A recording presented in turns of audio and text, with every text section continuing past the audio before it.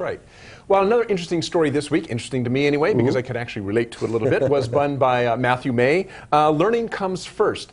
Now, May talks about a lot of things in here, but we really focuses kind of on Taiichi Ohno's the Ohno circle. Yeah, and if you're not familiar with the Ohno circle, supposedly, a lot of people say this happened, Taiichi Ohno would take a group of managers out onto the production floor. He would draw a circle on the floor, have them stand in it for a day, and say, basically, you have to, standing here, I want you to observe everything around you and find what's wrong, essentially, with your processes. Kind of like a Gemba stand. Yes, instead of a Gemba walk, it's a Gemba stand. Right.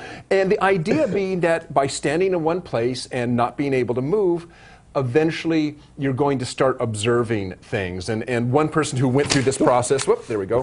One person who went through this process is, first of all, after standing there for a while, he began to understand what the process was, what was going on around him.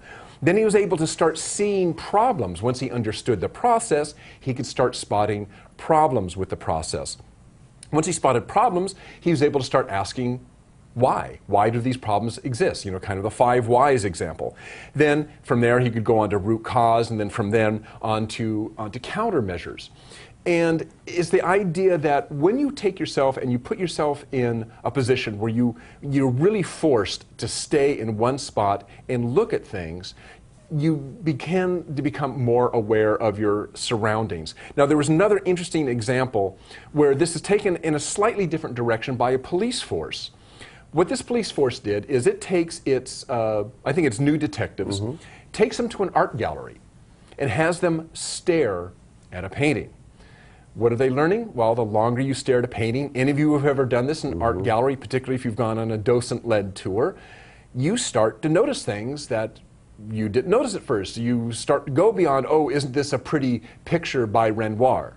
And then you start looking, the longer you stare, you start looking at the characters, you start maybe to deduce some backstory on the characters. You look what's going on in the foreground, you look what's going on in the background, and pretty soon the intent of the artist really starts to come out at you.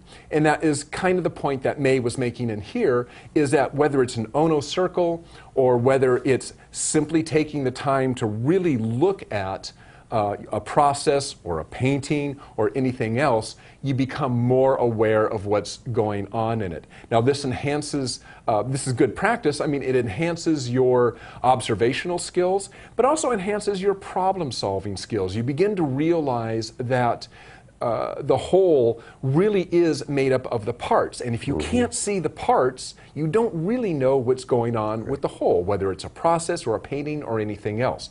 So being able to take that time and really spend time observing something is really the goal of the Ohno circle and the goal of what Matthew May was talking about in this article. You really have to learn to observe in order to move on to the next steps of process improvement. And I know we have to move on, but you as a photographer have a personal experience with this as well that I thought was really interesting. You talked about it. I know we got to move on, but maybe you can quickly talk about that. I'll just do it real quick. Yeah. Myself and a photographer in the UK would give each other photo assignments every now and then, just for the heck of it, and we'd post them online. But one of the assignments was find a spot. It had to be a fairly small spot, and stay in there for a day and submit 20 images, 20 photographs based on your location. So my spot was out in front of the courthouse in Nevada City. It's kind of an Art Deco looking courthouse, very, very pretty building. Well, so I went out there for the day, basically had a 60-foot linear foot area that I was standing in front of. So at first, of course, I'm taking buildings of the courthouse, I'm taking pictures of buildings across the street. And that was good for like the first 45 minutes or an hour.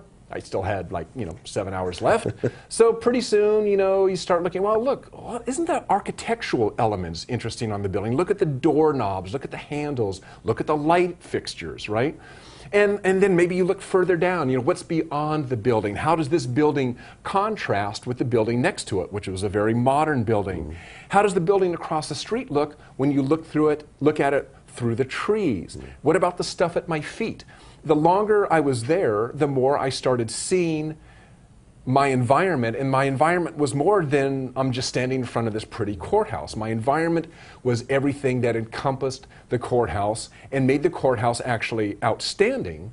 If you took that same courthouse and put it somewhere else, it might not have the same effect. What gave that courthouse the beauty that exists there is not just the building. It's all the constituent parts that surround the building.